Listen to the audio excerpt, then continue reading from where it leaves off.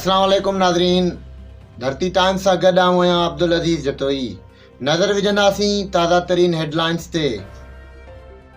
कंदकोट मां अब्दुल गफ़ूर बलकानी की ख़बर शामिल कंदासीं। पाकिस्तान सोल सोल्जर ऑर्गेनाइज़ेशन ऐं सोल सोसाइटी तरफ़ां कंदकोट में अमुन इस्तेहकाम रैली शेर मोहम्मद बाजकानी की अगवानी में कढी वई।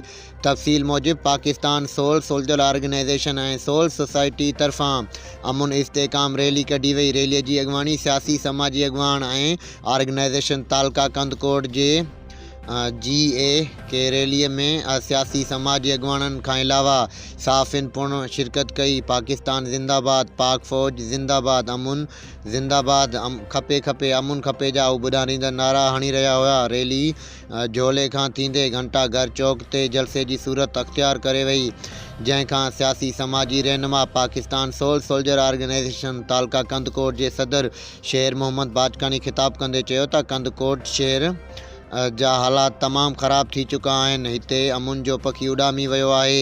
जोड़ियूं अगवा ऐं क़तर रोज़ जो मामूल बढ़ियल आहिनि। असांजे ज़िले में नए आयल SSP इरफान अली समो साहब अमुन अमान जी सूरत हाल बहितर बणाइण जी उमेद कयूं था ऐं असांजे ज़िला कश्मीर जी एक्ट कंदकोट जो अमुन बहाल कराइण ऐं आवाम जी वेसा बरक़रार रखंदो।